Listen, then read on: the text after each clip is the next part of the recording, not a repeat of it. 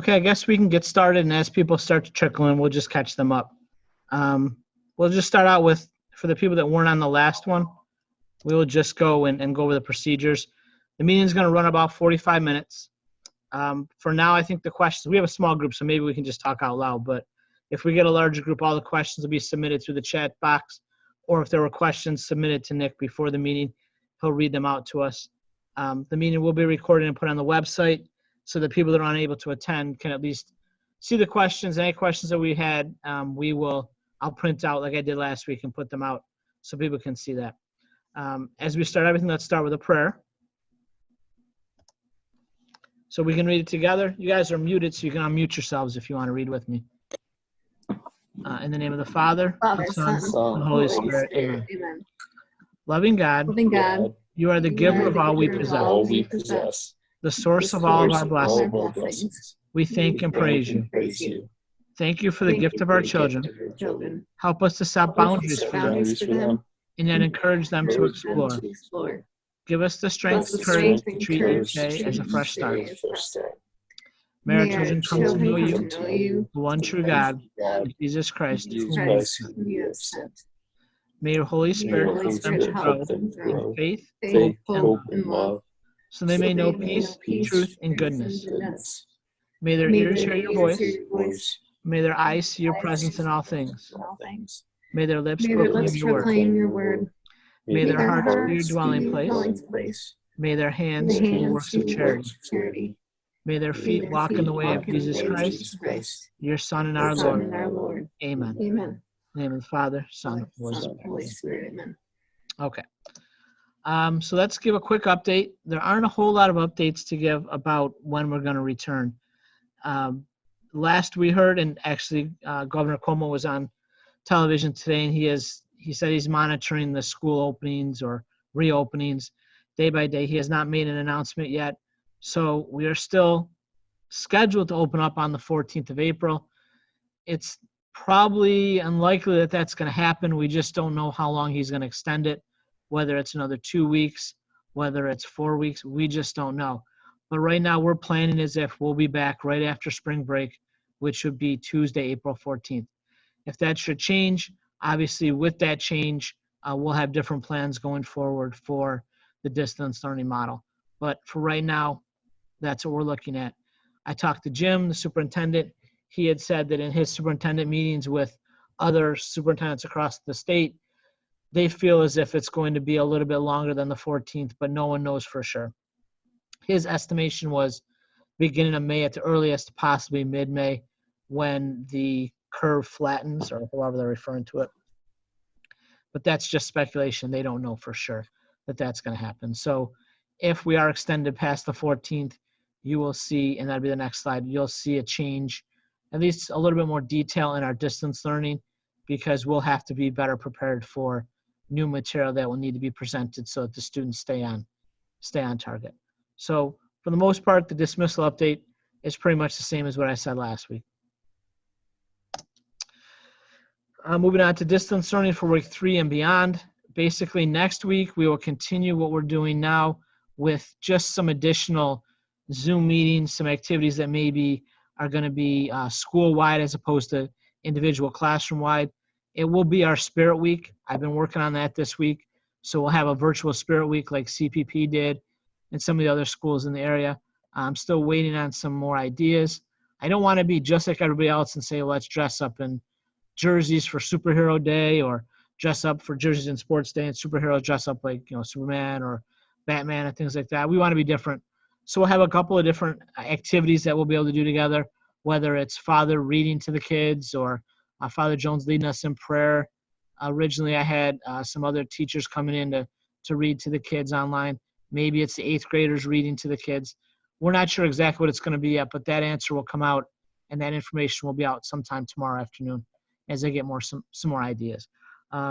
Past that, we'll have spring break the following week, in which there'll be no work assigned. Teachers may still have some time to see the kids, have Zoom meetings, but it will not be a academic school work week. That's going to be a break week for everybody. And if we return on the 14th, we go back to normal in-classroom stuff, and we'll still use some online things. occasionally, but obviously won't be our main mode of learning.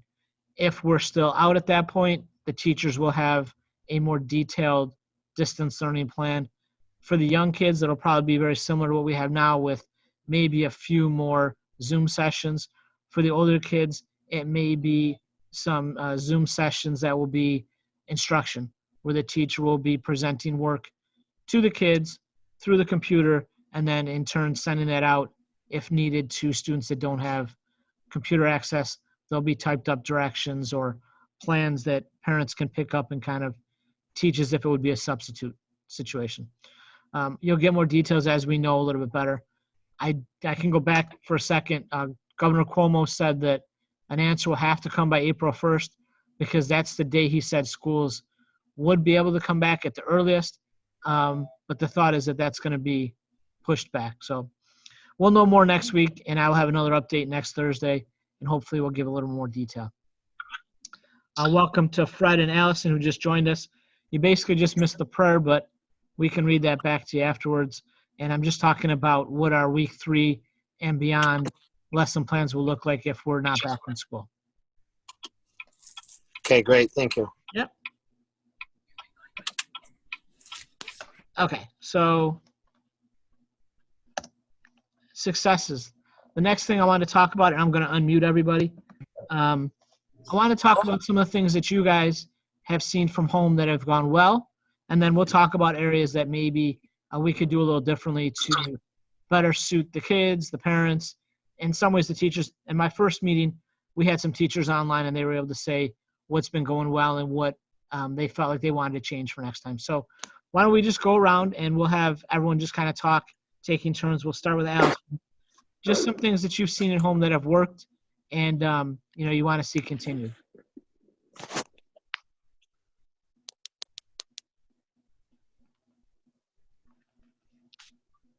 Allison, are you there?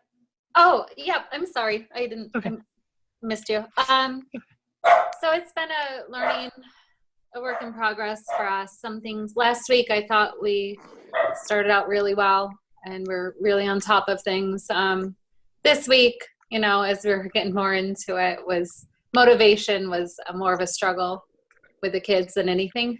But I think we are figuring it out as we go. I think the biggest challenge for me as the parent, we get the week's worth of assignments, which is fantastic. And I kind of lay out when I think they should complete the assignments throughout the course of the week.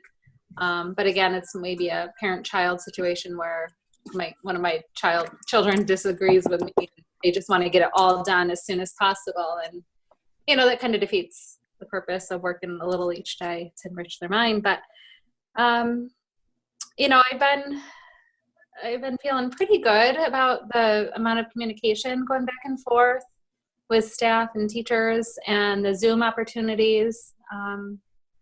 I don't know. It's comparing it to my school. I feel like All Saints is doing a really nice job keeping everybody informed, at least with 4th and 5th grade. And, it's a tough situation. So not being able to compare it with anything really, I think we're doing okay. That's my take. Okay, good. Fred, you're next. Yeah, I think it's gone quite well for Freddie. I know Freddie is in the upper grade, so as a junior high 6th grader, he's really taken to the new opportunity to do distance learning.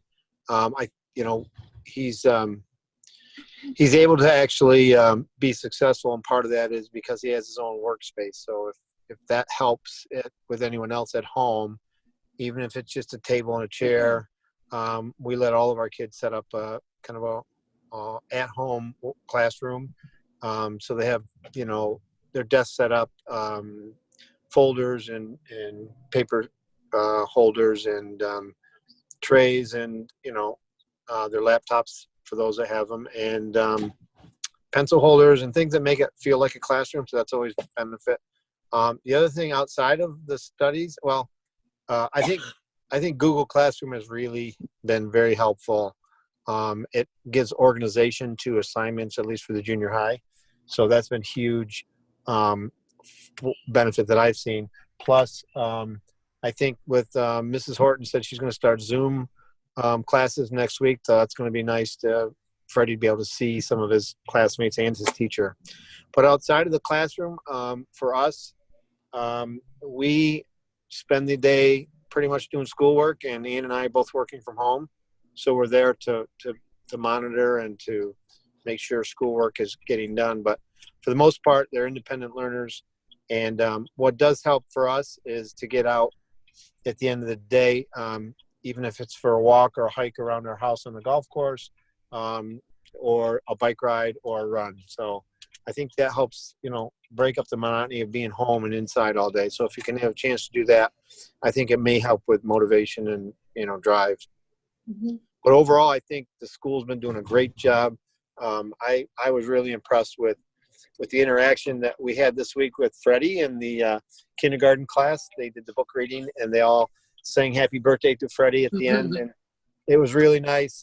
We just ran into someone who said they had seen it on the Facebook page. She was just a parishioner, and she said it was really nice to see that. So it's nice to see other people on the Facebook page looking at what All Saints Academy is doing for their students. And I think All Saints, TJ, I think you and all the teachers have been doing a great job.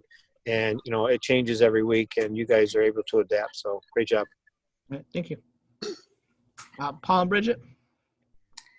Hey, guys. It's going well at home. Mrs. Lacey was very clear with all the directions. And luckily, I only have one first grader, so it's material that I feel comfortable teaching. I really like how Carrie's been very proactive on social media and setting up Zoom sessions for the kids, and so they can see their little friends and stuff. But yeah, so far so good. I think everyone's been communicating pretty clearly on the ASA end, and yeah, no complaints so far. Paul, you have anything to say? Nope. Good. Nick? Hey, good evening, everyone. Nick here. Just to kind of echo in a lot of the comments I've already heard, with Nicholas and being in the middle school, what's been neat is watching him each day. He's been pretty much a self-starter, and him and Richard Rossetti get together over iPhone FaceTime, and they just sit there and they go through their homework together. So that's kind of neat to see. So you have both parts. He's getting the distance learning done, but he's also staying connected with his classmates. And he's got his time that he sets aside each day and maintains a schedule. And with him, we've been trying to say, hey, bud, you don't need to plow through it all on day one, and kind of pace yourself, kind of as Fred mentioned. And just there's a lot to this adaptive change, and not trying to cram it all down and get it in one day. And I appreciate the feedback loops are growing, whether it's other parents or what you're doing with these sessions, TJ, and also kind of, as we evolve into this distance model, which we know is going to be here for at least another couple of weeks, that we continue to proliferate it. So like Allison said, again, I think All Saints is running ahead of most of what I've seen out there in the public school districts or other places. So that's a great job. Thank you, TJ. You're welcome. Okay, Nick, we'll keep it with you. How about things that we can maybe do a little differently, maybe to change something that needs improvement to something that could get into the successful area? So areas that maybe we can improve upon. And we've talked about this in the past, but things that you've seen over the first 5 or 6 days of doing this. Yeah, Nick, again, everybody, I put this on, I'm going to direct it at TJ, but at the same time, it's directed right back at the members of the advisory council, and trying to help the school get through this. And so one thing that we would like to see ourselves do is promulgate and publish further in advance. So that's one of the things we're going to work on, is kind of telegraphing where we're going with each week, and how we're going to grow and adapt for the online sessions, whether, again, it's a Zoom or whether it's a class event where it's going to be all class members getting together for a review, or just for a catch up, or just for a question and answer period. So I think that's kind of the marker, TJ, is that let's get better at getting these out there, getting them out there sooner, and then allowing people everybody's still at home, but somehow manages to have dynamic schedules. So let's kind of help everybody out with the dynamic scheduling and figure out this week what we're doing for next week, and so on and so forth. Right. No, I agree with that. Allison, anything you want to add? No, I pretty much agree with what Nick was saying. Just a broader scope and sequence of kind of where they're going in the academics. Like I know Kyle's just starting fractions, but if they were in the classroom, what should he be expected to learn for the next 2 weeks? Like, where are we going? How far into it? If possible, right? It might be difficult to do that. But yeah, that's just one thought. And again, the pacing of some teachers are very specific. These questions are due this day, these questions are due that day, and some just kind of let you design the whole week. So that might be great for some families, but I think, like, I have a child who, like I said, she likes to just get it all done. She really can't, it's not designed that way. And if we could maybe, and I asked Mrs. Gilboy too, for maybe a more definitive, to delineate when the assignments are due, just to better help some students who maybe are new at more independent learning in that respect. But I tremendous job, really. Yeah, and I agree with that. I think it's hard sometimes to know, and so I think the teachers are learning as they go along what they need to do, and if they give a lot of information and let the parents break out what they need to do, and they know their child best. And aside from trying to do 7 individualized learning plans, which it may be what we end up having to do if we have a longer time to do that, because that's what we need to do. So we're still learning, and not in defense of the teachers, but to explain what happened to teachers. They thought they were going to have 2 days to kind of get things together and get the students prepared for it and explain to the students directly. And things changed from Friday afternoon when I talked to them to Saturday afternoon to Monday morning. And then ultimately we never really had time with the students. So hopefully my hope is that spring break week is when the teachers catch their breath, get things caught up. We'll have learned from the 3 weeks that we had before that and say, this is what's going to work for my class. That's what our meetings have been going forward. But again, we've gotten different things from the diocese and even from the state to say, hey, don't stress out the parents or the kids too much, which can mean 2 different things. Some parents are going to get stressed in that there's not enough work and they don't know what to do with their student or their child when it's only 25 minutes of work a day. And there's other ones that be like, it's taking them 6 hours a day. I have to work still. So we have to be aware of which way is going to stress more and kind of balance that out. So we're working on that, but I mean, it's a point that we see here too. And the teachers have identified that as an area that they'd like to improve. And that's the nice thing about our teachers, that they do a lot of self-reflection and they realize this is what works. This is what isn't working. This is what I'm comfortable with.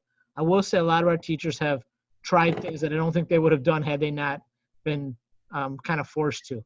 I don't know how many teachers would actually run a Zoom session or try to set up an online reading, things like that, without being kind of forced to do it based on the circumstances that we're in. So, sure. Okay, Fred. Yeah, as far as areas for improvement, I'm glad to hear that there's a new level of expectations being set with the teachers to bring more of a structure, if you will, or more even assessment assignments into the mix, right? And again, I'm only speaking for junior high. I don't have the younger ones, but I'm interested in what Paul and Bridget have to say about how their day is structured and what can help them with little ones. Because, my kids, Freddie, and even my high schoolers, they're all pretty independent learners. So they know what works in front of them. They know what they have to do. But even if it's not part of, an assignment or increased workload, if the teachers could give additional places maybe online to go. I know the 6th grade and has been looking at Mark Rober's science site that Freddie put out to them. And it's those kind of things that help, he's continuing to learn. It's not a lesson that may or may not be taught by the science teacher, but it's certainly an opportunity to, quote, fill their day with additional knowledge and whatnot. I have, we try to stick to the class day schedule. So kids are up in the morning, they get dressed, they're doing their schoolwork. They all take lunch around 12, 1 o'clock, back to schoolwork. And then by the end of the day, 4 or 5 o'clock, everyone's pretty much wrapping up except the high schoolers. And then we go out and do something outside because the weather's starting to break for us. So, but I'm interested to hear what Bridget and Paul have to say about what could be improved to help put their day together for little ones. Sure. Paul and Bridget, you're on. So in going back to what Fred was saying, for Clara, she has lots of ELA and math assignments. But it would help if I had some ideas to give me a little structure for the day of something to do with the kids, whether it's, I don't know, a scavenger hunt or something that's more science-based or something more social studies-based, because like I said, it's mainly math and ELA that she's doing. And we can always do, a half an hour of quiet time, of reading for the kids. And for Jim, I just basically tell him to go outside, or I'll think of something for them to do on the fly. But if there's any sort of resources that involves play and learning, so the younger kids can also participate, that might be helpful. Sure. But that's really it that I can think of. So can I jump in there, TJ? Sure. I'm a kindergarten teacher, if you weren't sure. And so what I've been doing with my class, I got on Class Dojo, and there I can probably like Google Classroom, or there are probably many other platforms, but I've been I've come up with a weekly theme. So like this week is springtime, and each day I post a daily story that I find connects well to my theme, right? So today was a story about rain by David Shannon. The rain came down, and then the follow-up activity was, can you make a rain cloud? And it required, very few supplies like shaving cream, a jar of water, and blue food coloring. And then they drop dots of food coloring over the shaving cream over the water, and then they can see how the rain falls from the cloud. And then there was just another little link, maybe an activity or song or movement that we do. That might be like an easy way. I don't want to be pushy. It's just an idea. But I've had good feedback with the parents of my class throughout the course of this week with the daily read aloud and the follow-up activities. So we're going to continue on in that fashion for the closure. So I don't know if that's possible or something similar might be done to help those, pre-primary age kids at home, just to help the parents out a little. Yep. But just an idea. Yeah, I think we've talked about with the staff and with some of the advisory team and the other principals that I've met with about creating some sort of database where parents that maybe need to find something to do with their child who's either finished with their work or needs a break from the paper and pencil stuff can just go to, maybe it's attached to our website. You can click on activities for first graders, and it's shared from all different families and the teachers that maybe aren't coming from the textbook or the workbooks that we have here, but are things like a scavenger hunt, like was mentioned, so that we can kind of share. The one thing that you hear a lot about with homeschool associations is they come together and they share ideas. And I think that's something that we, as a small community and as a very close community in ASA, can do very easily, where parents do talk to one another and they do share ideas. But if we have one place where everyone can go, it just makes it easier, so that it doesn't matter if, you happen to have the same schedule as somebody else in your class, you can still share your ideas without having to be there at the same exact time. So that's something else we've looked at, and hopefully we can catch up. I mean, the biggest thing is we hope we're back on the 14th of April. That's what everybody wants. But if we can't be back on the 14th of April, we at least have some resources for the parents and for the teachers to share as a group and as a community. So those are things I'm looking to improve. I don't think there's anything that's glaring that we have to fix tomorrow that's going poorly. I know there's been a few suggestions to have a little more visibility from the teachers. And I've spoken to them about that. I sent out an email today just asking them, one, to reach out to all the families just to check on people, because I've been able to talk to some people, but not everyone's been online when I've been online. And we've had a decent turnout for my, well, except for today when it was just myself and Kyle, for my student meeting. But I had a good time with Kyle, so it was okay. It's just, it's not always the best time of day for people to do that. And I know that there's other events going on, other Zoom meetings. So I get that.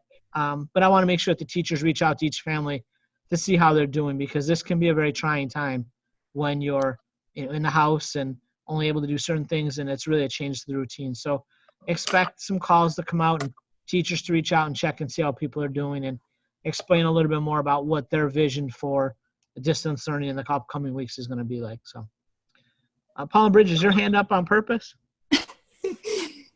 Yes. Wait, go ahead. am I muted? Yeah. Yes. I was going to ask, do we have to follow the CP? I know we usually follow the CPP schedule. Us being a Catholic school, will we be exempt, or is it going to be state mandated, do you think, when we have to return? Yeah, I think it's going to be one of those things where once the state lifts the mandate, then it's up to each individual district, and the districts will want to get back as soon as possible. So we will more than likely follow Corning, Payne, and Post. If for some reason CPP has decided not to return until the 21st, and the state has said it's okay to go back to classes, it's okay to have groups over 20 or whatever they come up with, then I'll make the decision whether we're going to return or we're going to follow the CPP schedule. The reason we follow CPP the way we do is because of transportation and because of health services and things such as that, and special ed services. But if it's a matter of they just need more time to get themselves settled and we feel we're ready, I'll bring our classes back as long as there's no restrictions from the state or the county health department. Okay. Thank you. Fred, your hand's up now, Fred. Yes. I followed suit with Bridget. TJ,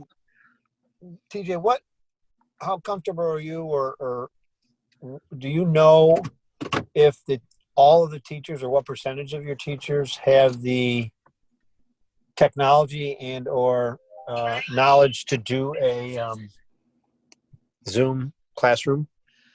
Sure. Well, I can say they all have the ability to get on Zoom, because when I had my staff meeting yesterday, everybody was on. Whether they have they have the capability, I'm not sure they have the ability to actually do a Zoom lesson yet. So I would have to get some training out there for them, kind of have them work through it, maybe show them from my end how to do things, and maybe just have what we would call like a sandbox where they can just kind of play around with Zoom and see what works and what works best for them. The one thing I'll say about teachers in general, and Allison can back me up on this, we're very creative when we need to be. And so I think that once they get a chance to play around with it and they're adventurous and try out new things, and once they get comfortable, they'll be fine. I think it's just a matter of getting them comfortable. And I think that we'll be able to do that. So I would say right now we probably have 80% of the staff that are able to get on and comfortable, 100% of the staff that can get on. Then the 20% that are just getting used to it are just probably a little nervous about just their technology, not working, or them not being able to do what they want to do in the class. I can say with the younger kids, it's kind of tough because they don't all start talking at one time.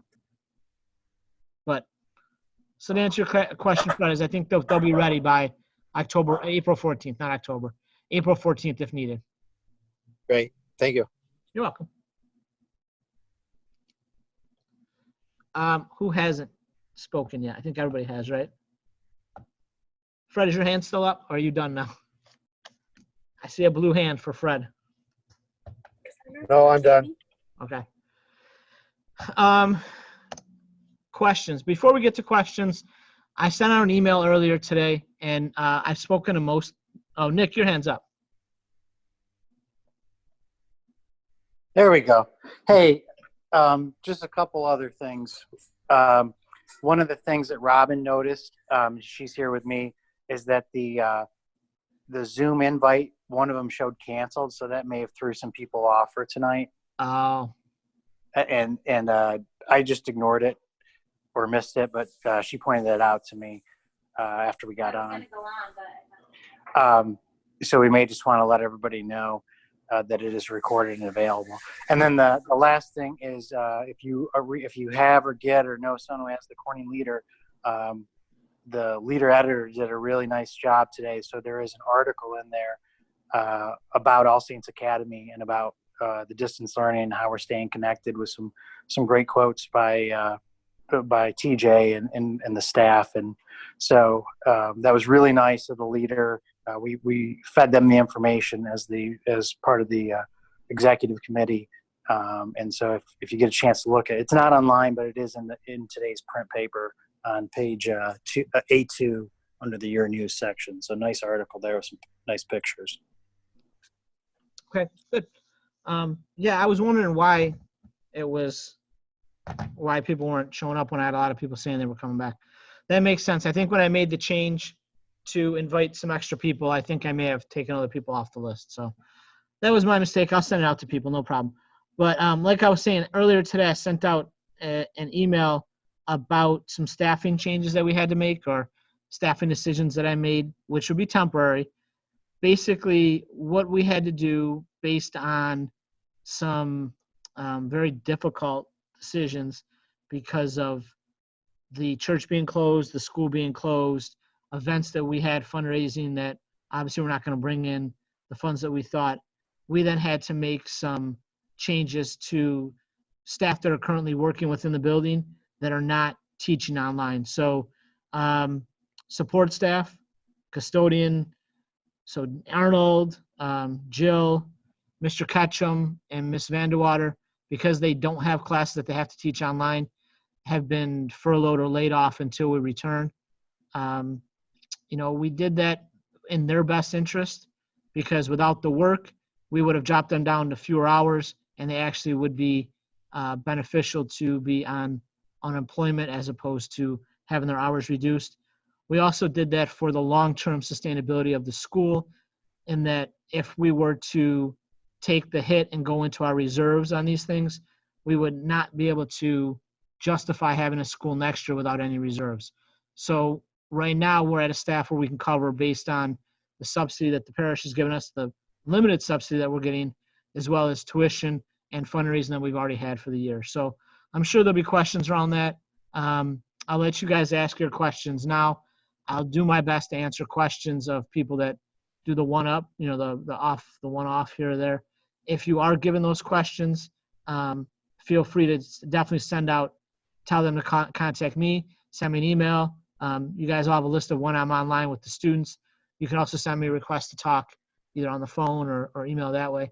But feel free to answer that just the way I did, that we're looking at the long-term sustainability of the school and making sure that we're able to have the cash flow that we have right now. The on-hand cash is a little bit low based on collections, are missing some fundraising, some major fundraising that we were supposed to have this last quarter of the year.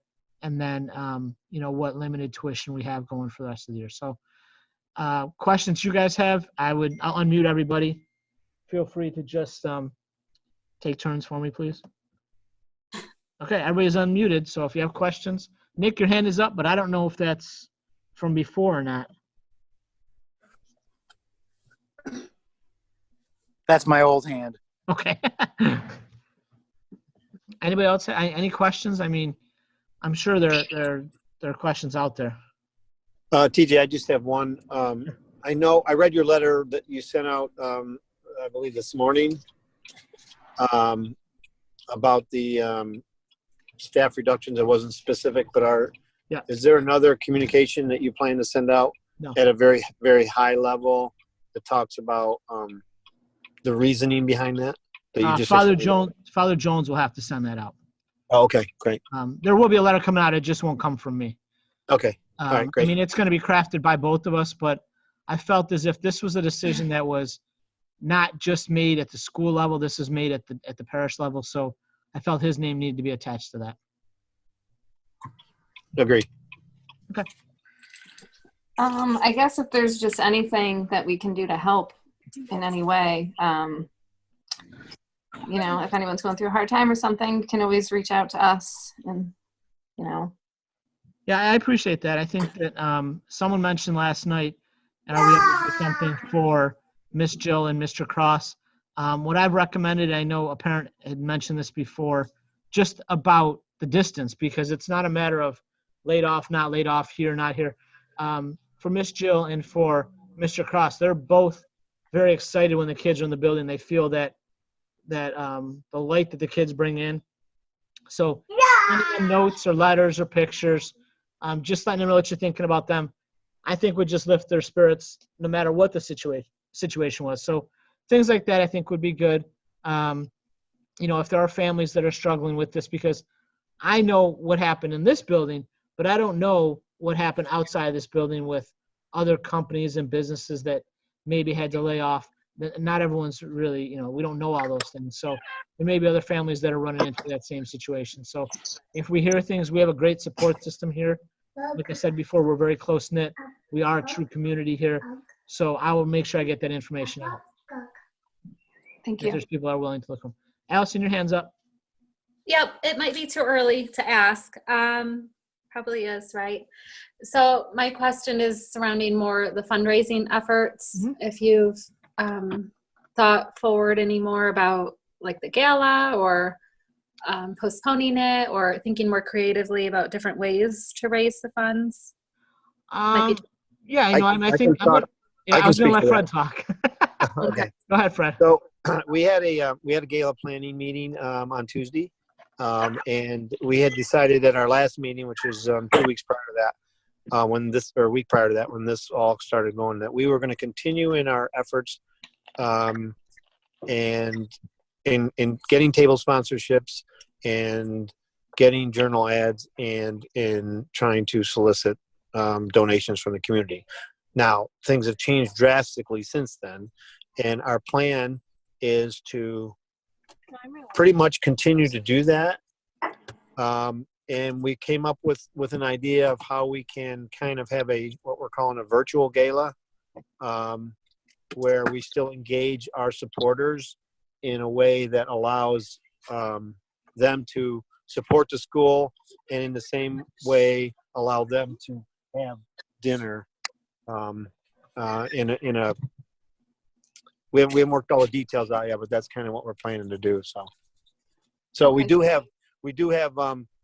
a really good meeting on Tuesday night and a session on coming up with alternatives for doing the fundraising and even potentially moving the gala to the fall, and maybe that up as a permanent spot for the gala moving forward. Mm-hmm. Okay.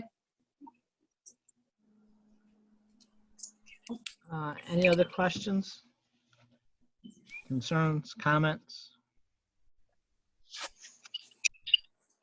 Okay.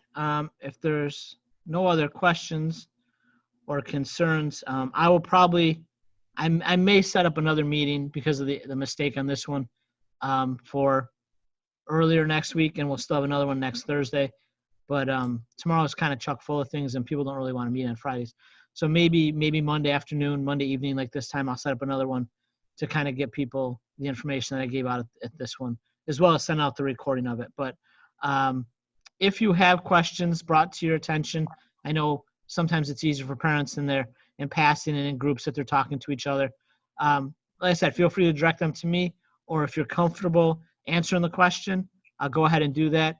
But if it's a topic that you really would rather me answer, feel free to send them to me. I'm pretty much available to answer them pretty much the entire day. So in ending, if there's no other questions, we'll go on and do the closing prayer together. So we can read that one together. Name of the Father, Son, Holy Spirit. Holy Spirit. Amen. O Mary, Mary, you always shine on our path as a sign of salvation and of hope. we entrust entrust ourselves ourselves to you. health of the Health sick, of the sick. who at the You cross at took the part cross in took part Jesus' in pain, Jesus' pain, keeping your keeping faith your firm. faith firm. You, You, salvation of salvation the of people, know what we know need, what we need. and we are sure We you are will sure you will provide, provide. so that as That in in Cana of Cana Galilee, of Galilee, we may we return may to return joy to and joy feasting to feasting after this time after of this time trial. of trial. Help us, Help Mother of us, Divine Mother of Love, Divine Love, to conform to conform the to the will of your will of Father, the Father, and to do as we are told by we are told by Jesus, Jesus, who has taken upon who has himself taken our on himself suffering our sufferings and and carried our carried our sorrows, sorrows. to lead us Lead us through the to the cross cross, to the to the joy of joy the of the resurrection. resurrection. Amen. Amen. Under your Under your protection, protection, we seek we seek refuge. refuge. Holy Mother of God, Not do disdain not disdain entreaties entreaties of who we of are. who we are in trial, but deliver us from every Deliver us from danger. every danger. O O glorious and glorious blessed and Virgin. blessed Virgin. In the name of the Father, Son, Son, and Holy Spirit. Spirit. Amen. Well, just one thing before we leave. Tomorrow at, I think it's 1 o'clock, the Pope, I believe, will be on, I think I'm going to I'll link it to our Facebook page. He's going to be saying some prayers from St. Peter's Basilica and praying for the people that are afflicted with the coronavirus and things like that. So that's something to jump on for. And also the bishop will be doing Stations of the Cross at noon online. Just two things to look for. Obviously, it's if it works in your schedule and you want to do it, great. But I want to make sure I mention it before we left today. That's a good point, TJ. It's nice, being that we're a Catholic school and that teaching Catholic values are part of the core of what we do at All Saints Academy. Engaging and letting parents know about those types of events with the Pope and with the bishop locally are great ways to continue, teaching those Catholic values. So, putting that out to all the families, it's a great way. We try to tap in when we can, and it's been really beneficial for the kids to see that, especially to see the local bishop. So if Father Jones wants to do something of the same nature, I'm sure the kids would all love to see him in that same way. So thanks. And Father Jones likes to be on camera. We know that. So we'll make sure we get him on there. He was going to read to the kids. He told me the other day, he's like, well, if the teacher ever needs help, just let me know and I'll do a class online. I'll teach a class online. I'm like, all right, Father, I can't get you to come on time for meetings, but you're going to do a lesson for me. I got you. So he gets excited about those things. So I appreciate everyone's time. Have a good rest of the evening. Like I said, any questions, feel free to give me a call. All right. Thanks, TJ. Nice job. Guys. Thank you. Bye, everybody. Bye, everyone. See ya. Yeah.